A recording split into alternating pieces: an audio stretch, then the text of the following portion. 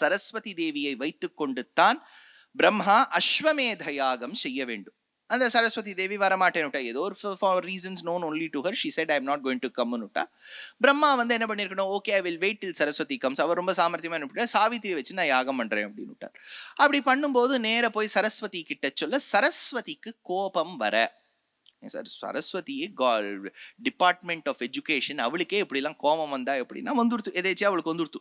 வரும்போது என்ன எடுத்து, அவ இந்த யாகத்தை தடுக்க வேண்டும் என்பதற்காக என்னெல்லாம் இடையூறு வைக்கலாமோ வச்சா. அந்த இடையூறு வச்ச ஒவ்வொரு திவ்ய தேசத்திலும் பகவான் தோன்றி அந்த இடையூரை களைந்தார்.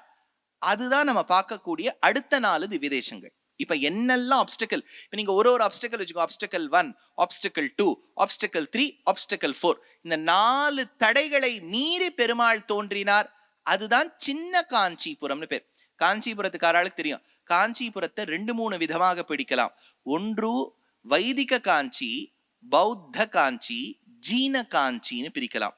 சரி, பௌத்தாள் ஜெயினாள கொஞ்சம் தள்ளி வச்சேன்னா வைஷ்ணவ விஷ்ணு காஞ்சி, சைவ சிவ காஞ்சி, சக்தி அம்பாளுக்கு இருக்கக்கூடிய காஞ்சி அப்படின்னு பிரிக்கலாம். இன்னும் ரொம்ப 3 பிரிச்சேன்னா ரொம்ப கஷ்டமா இருக்கேன்னா சின்ன காஞ்சி, பெரிய காஞ்சி, அவ்வளவுதான்.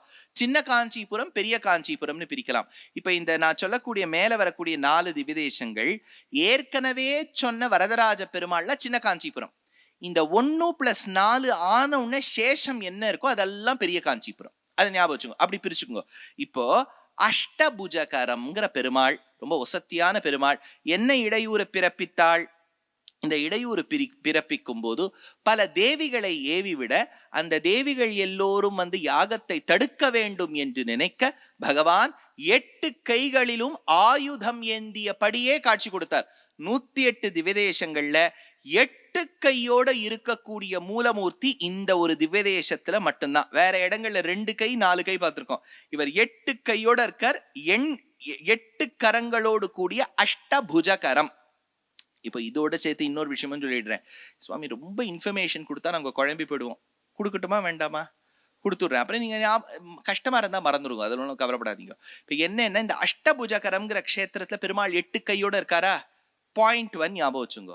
இதெல்லாம் பல்லவர்கள் காலம், ஒரு 6வது நூற்றாண்டு, 7, 8, 9 அந்த காலகட்டம். அதே சமயத்துல நம்ம பெரிய காஞ்சிபுரம் பார்க்கும்போது பரமேஸ்வர விண்ணகரம்ங்கிற வைகுண்ட பெருமாள் கோவில் பார்ப்போம். அந்த வைகுண்ட பெருமாள் கோவில் எப்படின்னா அஷ்டாங்க விமானம். பல்லவர்கள் காலத்து அஷ்டாங்க விமானம். அஷ்டாங்க விமானம்னா பெருமாள் இருக்கக்கூடிய கர்ப்ப கிரகத்துக்கு மேல 2 டயர் இருக்கும். அதுல பார்த்தேன்னா ஃபர்ஸ்ட் ஃப்ளோர், செகண்ட் ஃப்ளோர்னு இருக்கும். எங்க நம்ம கோபுரத்துல பார்த்திருக்கோம், விமானத்திலேயே அப்படி இருக்கும். அப்போ நின்றான், இருந்தான், கிடந்தான் 3 கோலங்கள். ஏற்கனவே திருக்கோஷ்டியூன்னு ஒரு க்ஷேத்திரம், அதே மாதிரி கூடல் அழகர், இதெல்லாம் அஷ்டாங்க விமானம். இந்த பெருமாள் அதற்கும் முன்னதாக தோன்றிய அஷ்டாங்க விமானம். இந்த க்ஷேத்திரத்துல பெருமாள் வந்து மேற்கு நோக்கி இருப்பார். ஞாபகம் வச்சுங்க, 3ம் சேரணும். அதாவது அஷ்டாங்க விமானம், மேற்கு நோக்கிய பகவான், 8 கைகளோடு இருக்க வேண்டும். ஆனா இது 3ம் சட்டுன்னு காஞ்சிபுரத்துல சேராது.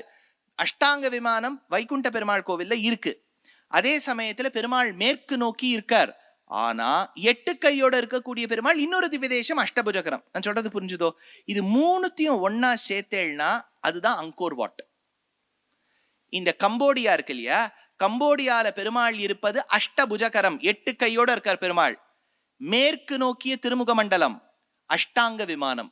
அதனால அதுக்கு ஒரு தியரி என்ன சொல்றான்னா, காஞ்சிபுரத்தில் இந்த கோவிலை எழுப்பிய பிறகு அந்த தேசத்து ராஜா படகுகள்ல நிறைய லேபரர்ஸ் அங்க கூட்டுன்னு போயிருக்கார், இந்த மாதிரி கோவில் கட்டி தாங்கோன்னு. அதனால அஷ்டபுஜகரம், அஷ்டாங்க விமானம், மேற்கு நோக்கிய திருமுக மண்டலம் ஒன்னா சேர்ந்தா அங்கோர் வாட், பிரிச்சா காஞ்சிபுரம். அதனால இந்த பே ஆஃப் பெங்கால் கோஸ்ட்லேருந்தே நீங்க நடந்தும் போயிடலாம், படகு வழியாவும் போயிடலாம். பாருங்க, இப்ப நீங்க மலேசியா, சிங்கப்பூர் கீழே அந்த இந்தோனேஷியாவுக்கு நடுவுல ஒரு ஸ்ட்ரெயிட் வரும், அது வழியா போயிட்டேன்னா உங்களால கம்போடியா போயிட முடியும். இல்லாட்டா நீங்க பெங்கால், பங்களாதேஷ், தாய்லாந்து அப்படி போனேன்னா அப்படியும் நீங்க கம்போடியா போயிடலாம்.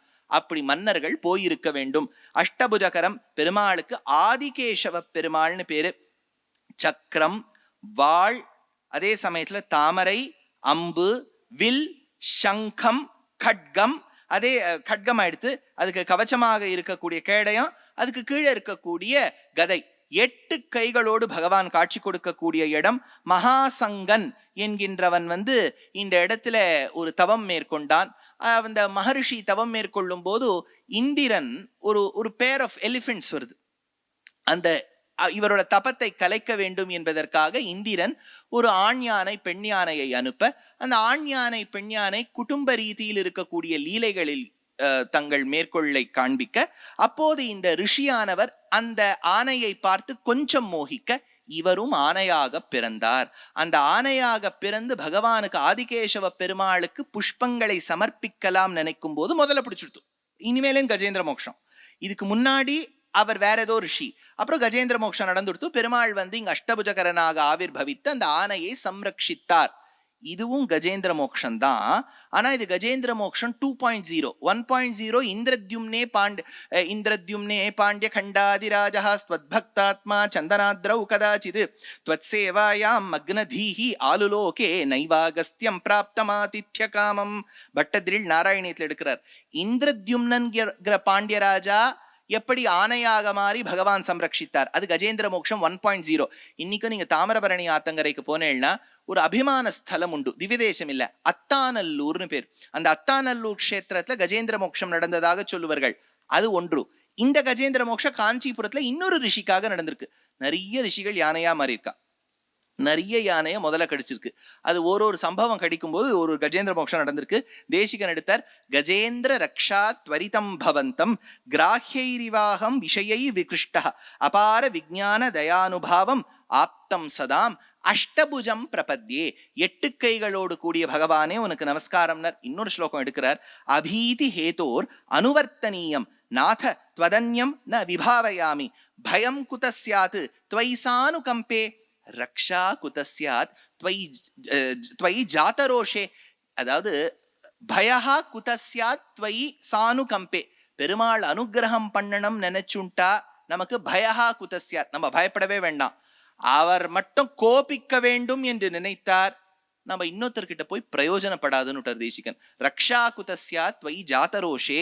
நல திரிபுரம் 3 எரித்தானும் மற்றை மலர்மிசை மேல் அயனும் வியப்ப முறிதிரைமா கடல் போல் முழங்கி மூவுலகும் முறையால் வணங்க ஏரியனை கேசரிவாள் எயிற்றோடு இரணியன்னகம் 2 கூறா அறிவுருவாம் இவர் ஆர்கொல் என்ன அட்டபுயகரத்தேன் என்றாரே என்று ஆழ்வாருடைய பாசுரம்.